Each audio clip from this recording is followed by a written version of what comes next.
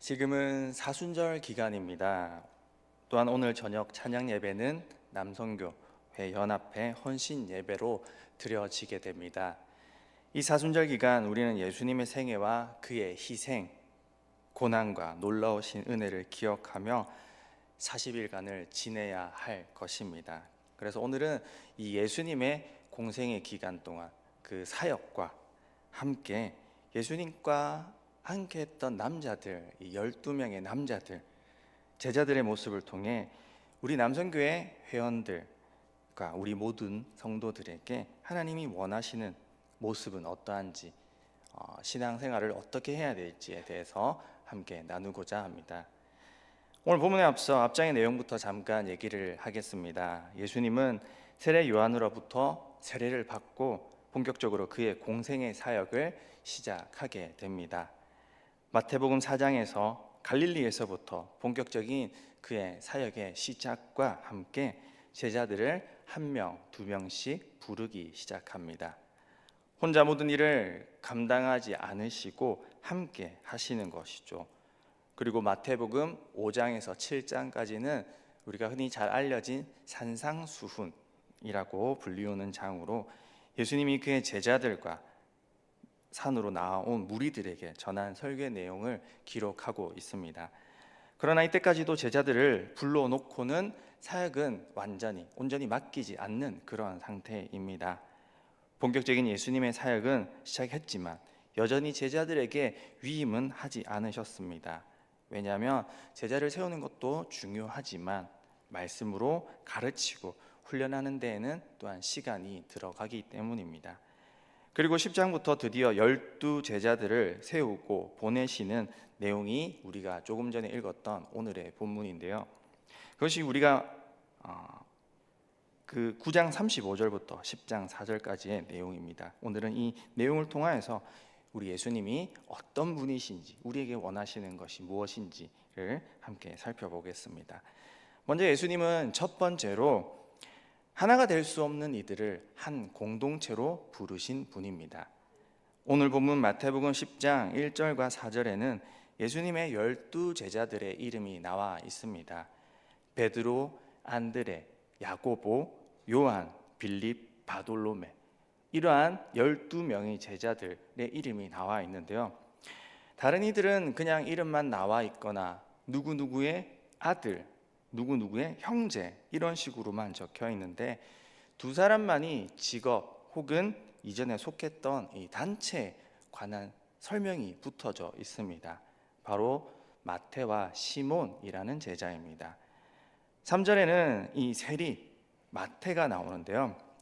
세리 마태는 우리가 잘 알다시피 로마 제국을 위해서 일하는 사람입니다. 이스라엘은 식민지 상태였던 시절이었죠. 그들에게 세금을 징수하기 위해 로마에서 사람을 정해서 그렇게 세금을 거두도록 했던 사람들이 세리입니다. 마태복음 2장에는 예수님의 아버지 요셉과 마리아가 호적을 올리기 위해 그렇게 고향으로 갔었어야만 했던 그런 사건이 기록이 되어 있는데요. 이 당시 고향을 떠난 사람들이 아주 많았기 때문에 로마에서는 이것을 명한 것이었습니다. 왜냐? 수탈이 너무 심했기 때문이었죠. 호적에 등록되지 않은 사람들이 많았습니다. 로마의 세금은 아주 가혹했습니다. 만삭의 임산부도 예외 없이 그래서 등록을 해야 했고, 그 등록하는 그 사람들이 몰리는 것 때문에 베들레헴에 방이 없었던 것이죠. 세금을 수탈하기 위해 그렇게 사람들을 쥐어짰던 것입니다. 그런 세금을 걷는 사람이 바로 세리입니다. 로마에서는 로마인을 직접 파견을 하는 것이 아닌 그 지역에 할당량만 내리고 그 지역 식민지에 있는 사람들을 세리로서 세우게 됩니다. 식민지 언어도 잘 하면서 로마에 협력을 잘 하는 이들을 세우게 되는 것이죠. 이렇게 설명하면 잘 이해가 되지 않지만 우리나라로 치자면 친일파, 매국노 정도라고 이렇게 이해하시면 쉽게 이해할 수 있을 겁니다. 그런데 뒤이어 나오는 4절에는 이 가나나인 시몬이라는 제자가 등장합니다. 여러분들의 성경에 보시면 각주 번호, 가나나인에 보면 각주가 달려 있습니다. 뭐라고 적혀져 있을까요? 아람어에서 온 말로 열심당원이란 그런 뜻이 있습니다. 열심당원, 무엇에 열심인 사람들이었을까요? 무엇에? 로마 제국의 식민지 상태였던 시절 독립을 위해 열심을 다하던 사람들을 열심당원이라고 그렇게 지칭합니다. 그러면 우리로 치면 독립운동가에 가까운 거죠. 그러면 결국 예수님의 12제자들 가운데 누가 있는 겁니까? 친일파랑 독립운동가 같이 있는 겁니다. 이해가 되시나요? 이것이 가능한 일일까요? 오늘날 우리 교회 안에는 개성이 다 다르고 생각이 다르고 너무나도 의견이 다른 사람들이 많이 있습니다. 안 맞는 사람도 있고 별로 친하게 지내고 싶지 않은 그런 사람들도 존재합니다. 교회를 다닌다고 하는데 도저히 저 사람은 왜 저럴까 이해를 하지 못하는 그런 행동을 하는 사람도 있습니다.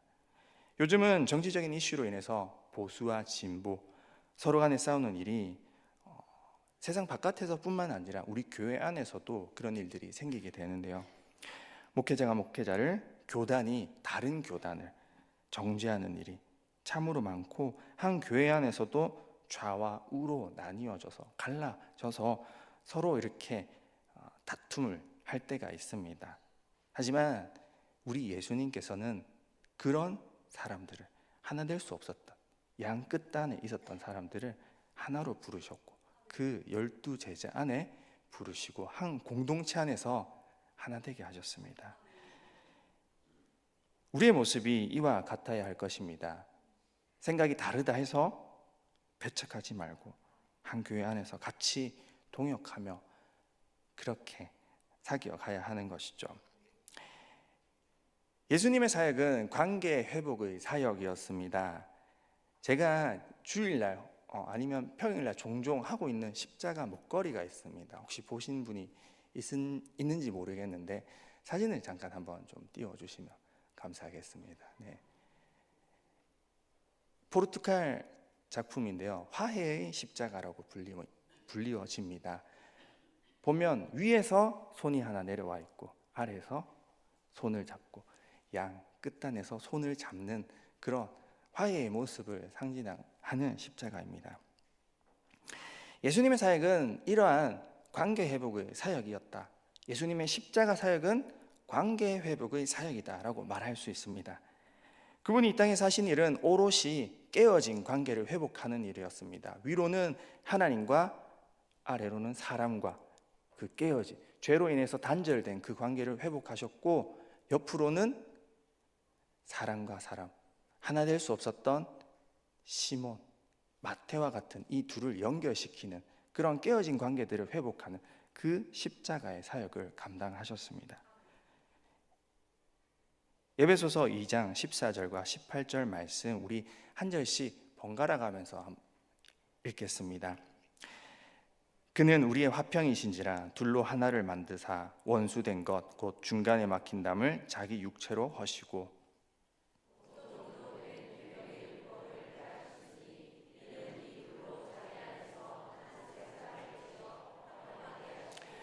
또 십자가로 이들을 한 몸으로 하나님과 화목하게 하려 하심이라 원수된 것을 십자가로 소멸하시고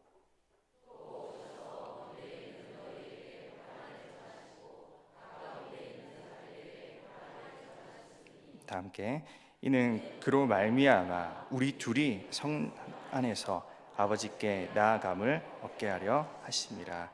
아멘. 16절에 십자가로 하나님과 화목하게 하려 하심이라. 18절에는 우리 둘이 한 성령 안에서 아버지께 나아감을 얻게 되었다. 이것이 바로 예수님의 사역인 것이죠. 예수님이 하신 일은 관계 회복의 사역이었고 그분의 명령에 위임을 받은 우리 예수 그리스도의 몸된 지체인 우리 교회 공동체, 우리 각자가 해야 할 일 역시 이런 관계 회복의 사역입니다.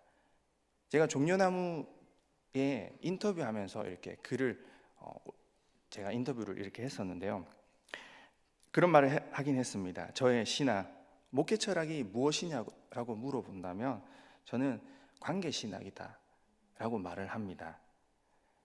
그게 늘 잘 안 되긴 합니다. 정말로 관계가 잘 하고 싶지만 안 되긴 안 돼요. 하지만 늘 바라는 것은 교회 안에서 공동체를 만들어가는 것, 부서 안에서 교사들끼리 아이들 부흥하는 거 좋지만 우리 교사들이 먼저 교회가 되지 않으면 그거 소용없습니다. 혹은 교육자들끼리 하나의 공동체, 한 교회가 되지 않으면 소용이 없다라는, 저는 그렇게 생각을 합니다. 늘 바라는 것은 교회 안에서 그런 공동체를 만들어가는 것이죠. 이것이 우리를 부르신 저와 여러분 모두에게 필요한 것이라 여깁니다. 혹시 여러분 가운데 특별히 원수된 그런 관계들이 있습니까? 남성교회 안에서 혹시 그런 분들 계십니까? 잘 안 맞는 분들 없습니까? 세상 사람들은 술 한잔하고 이렇게 풀면 되는데 교회 다니는 사람들 유독 그게 잘 안 되더라고요. 정치적으로나 생각이나 성향 안 맞는 분들이 혹시 여러분 가운데 있습니까? 그런데 예수님은 그런 사람들을 부르셨고 그런 사람들을 한 교회 안에서 한 공동체가 되게 하셨습니다. 또한 두 번째로 예수님은 연약한 자들로 제자를 삼으셨습니다. 예수님은 부족하고 연약한 자들을 특별히 부르셨습니다. 예수님은 그 당시에 그의 기적과 치유 사역, 말씀 사역으로 인해서 이미 인기가 많으신 그런 상태였습니다. 그래서 따르는 이들 중엔 회당장도 있었고 로마의 백부장도 있었습니다. 사내들인 공회의 회원인 니고데모도 있었습니다. 각계각층의 사람들이 있었다라는 것이죠. 그러나 예수님은 그런 힘 있는 자들을 제자로 먼저 부르지 않으셨습니다. 물론 나중에 그들도 교회 안에서 부르심을 받아서 제 역할을 하게 되었겠지만 어쨌든 예수님에게 쓰임받는 그 첫 번째 조건은 바로 어부와 세리 같은 그런 부족하고 연약한 자들이어야 한다는 것입니다. 교회 안에 우리 모두가 사실은 그런 존재들입니다. 제가 신학대학원에 가서 가장 먼저 깨진 것은 목회자에 대한 환상이었습니다.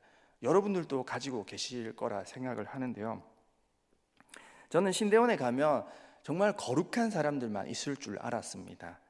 다들 각자의 교회에서 정말로 신앙이 좋은 그런 청년들, 그런 분들이 와서 그렇게 목회자가 된다라고 생각했습니다. 그런데 이거 웬걸 어중이 떠중이들만 다 모아놨습니다. 심지어 그때까지 성경 일독을 한 번도 안 해본 사람들 있더라고요. 신대원 들어왔는데 성격이 모난 사람들, 어디 바깥에서 만났으면 그냥 친하게 안 지낼 사람들, 그런 사람들만 모아놨습니다. 누구나 뜯어 말리는 목회이고 저도 그랬지만 다 말리거든요. 하지 마라. 그런데 그걸 또 이겨내고 온 사람들은 고집이 엄청 셉니다. 그래서 기본적으로 고집이 남말 안 듣고 고집만 센 그런 사람들만 다 모여 있더라고요. 그런데 하나님은 그런 사람을 쓰길 원하셨습니다. 저도 그런 사람이었습니다.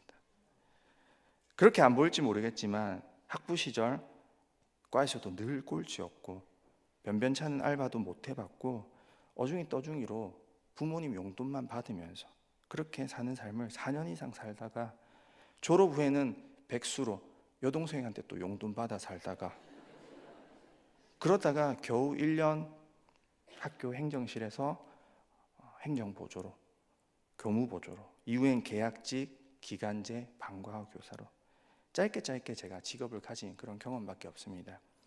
제가 그런 직업을 비하하는 게 아니라 제가 어디서 제대로 오랫동안 한 군데 쭉 그렇게 일해본 적이 없다라는 걸 말하는 것입니다. 뭐 하나 제대로 적응 못하고 몸도 약해서 몸 쓰는 일을 하는 곳은 받아주지도 않고 일하고 있으면 이렇게 뭔가 마음에 안 드나 봐요. 이렇게 제가 좀 여리여리하니까. 그런 어중이 떠중의 삶을 살았던 것이 제 20대 삶이었습니다. 그런데 그런 사람들이 쓰임 받습니다, 여러분. 하나님 쓰신 사람은 그런 연약한 자들이고 그런 자들을 훈련시켜서 사용하시는 분이 바로 우리 하나님이고 우리 예수님도 마찬가지셨습니다. 오늘 본문 마태복음 10장 1절 말씀에 예수께서 그의 12제자를 부르사 더러운 귀신을 쫓아내며 모든 병과 모든 약한 것을 고치는 권능을 주시니라 라고 말씀하고 있습니다. 그냥 약한 자들 부르기만 한 것이 아니라 그들을 훈련시키시고 능력도 주셨다라는 것이죠. 오늘 여기 있는 우리 모두에게 하나님은 동일한 은혜를 허락하십니다. 혹시 올 한 해 내가 맡은 일이 너무 많다거나 혹 나의 그릇보다 더 큰 일이 부어졌다 라고 생각하는 분이 계십니까? 그래서 내려놓고 싶다라고 생각하는 분이 계십니까? 우리 하나님은 그런 자들을 부르시고 하나님 저 그거 할 수 있습니다 라고 말하는 자가 아닌 그거 못하겠습니다, 저는 감당할 그릇이 아닙니다 라고 하는 그런 사람들을 부르셔서 또한 그만큼의 능력도 부어주십니다. 그만큼의 은혜도 허락하십니다. 제가 첫 설교를 준비하던 때가 생각이 납니다. 그전에도 그 본문을 많이 읽어왔고 큐티 성경 일독을 하면서 성경을 많이 읽었었는데 첫 설교를 준비하는데 갑자기 말씀이 한 번에 이해가 확 되어버리는 경험을 한 적이 있습니다. 이게 참 설명이 안 되는데요, 성경 속의 인물, 그 상황과 그 인물 속의 감정이 그냥 제가 바로 그 당시의 상황을 이렇게 확 들어가 버리더라고요. 그리고 그 마음을 느껴버리더라고요. 그 전에 제가 청년회장 혹은 교회 교사로서, 아동부 교사로서 섬길 때 성경을 많이 읽었고 그것을 가르쳐 왔지만 단 한 번도 느끼지 못한 경험이었습니다. 아, 이래서 이렇게 했구나, 하나님 이런 마음이셨구나. 그런데 하나님이, 제가 이 얘기를 왜 하냐면 하나님이 쓰시려고 능력을 부어주시는 거죠. 지금도 그런 경험 종종 합니다. 그래서 목회자라는 직분이 가끔 무겁게 느껴지기도 하지만 그만큼 하나님한테서 받는 은혜가 너무나도 크기 때문에 여러분들도 그걸 아셨으면 좋겠어요. 부어주신 은혜가 하나님께서 일만 맡기시고 그냥 네 알아서 해라 이것이 아니라 맡기시고 부어주신 은혜가 남다름을 우리 모두가 기억해야 할 것입니다. 그리고 세 번째로 예수님은 오늘 본문 가운데 이렇게 말씀하십니다. 마태복음 9장 37절과 38절 말씀에 이에 제자들에게 이르시되 출수할 것은 많되 일꾼이 적으니 그러므로 추수하는 주인에게 청하여 추수할 일꾼들을 보내주소서 하라 하시니라. 아멘. 추수할 일꾼들이 너무 적다 하십니다. 하지만 일꾼은 엄밀히 말하면 자원한다라고 해서 할 수 있는 것은 아닙니다. 콜링, 그러니까 소명, 부르심이 있어야 합니다. 추수하는 일꾼들을 모으는 것의 주체는 누구입니까? 예수님은 주인에게 보내주소서라고 요청해야 된다라고 그렇게 말씀합니다. 그래서 우리는 하나님께 기도해야 하는 것이죠. 추수할 일꾼들을 보내달라고 그렇게 기도해야 합니다. 이왕 얘기가 나온 김에 신대원 시절을 좀 더 얘기하자면 제가 꼴찌를 했던 이유 중 하나는 많이 놀러 다녔기 때문이었습니다. 수업 시간엔 그 누구보다 집중했어요. 그 누구보다 우리 동기 목사님 계시지만 졸지 않고 그 누구보다 열심히 했고 과제도 열심히 했지만 시험 기간에는 공부가 너무 안 되는 거였습니다. 결혼했을 때고 집에 아이도 있었을 텐데 우리 집사람은 아내는 이런 얘기를 모릅니다. 저는 되게 열심히 이번 주 너무 공부하는데 힘들었어 라고 집에 가서는 이렇게 했지만 시험 기간만 되면 동기들과 축구하자 그러고 게임하자 그러고 볼링 치러 가곤 했습니다. 아시겠지만 시험 기간에는 책상 정리만 해도 재미있거든요. 공부할 때 노는 게 정말 재밌더라고요. 일해야 할 게 있을 때 노는 거는 재미가 없어요. 그거 미루고 있으면 막 마음에 부담이 되는데 공부할 때 시험 기간에 노는 게 너무 재미있습니다. 그래서 전 앞으로도 계속해서 학업을 더 진행할 계획입니다. 자, 그런데 이 말을 하려고 하는 게 아니라 볼링을 이렇게 막 치게 됩니다. 자, 막 치면서도 동기들 막 치자 하면서도 왜 가야 되냐, 막 지금 바쁘다 이러면, 아니야, 야 얘들아, 우리 청년 사역 할 거잖아. 청년들이랑 볼링 치러 안 갈 거야? 이러면서 같이 이렇게 꼬셔서 가는 거죠. 그런데 볼링을 치고 이렇게 팀을 짜서 하게 되면 가끔 질 때가 있습니다. 매번 이기는 건 아니잖아요. 그런데 게임에서 이기든 지든, 내기에서 져서 게임비를 내든 상관없이 자기랑 합이 맞는 팀, 마음이 맞는 사람과 한 팀이 된다면 그건 승부와는 상관없이 언제나 그 게임은 즐겁습니다. 우리 교회 안에서도 마찬가지입니다. 교회가 잘 되든 부흥하면 좋지만 부서사역이 잘 되든 못 되든, 남성교회 활동이 어떻든, 사랑방 모임이 어떻든, 그저 마음 맞는 동역자 한 사람 있으면 결과야 우리가 실패할 수도 있고 좋지 못한 그런 걸 얻을 수 있지만, 마음 맞는 동역자만 있으면 결과와 상관없이 우리는 즐겁게 사역을 할 수가 있습니다. 오늘 여기 계신 여러분들 그래도 각자 역할을 맡고 계시리라 믿습니다. 직분도 맡고 계시고요. 나름의 그런 중요한 일들을 하고 계신 분들이라 생각합니다.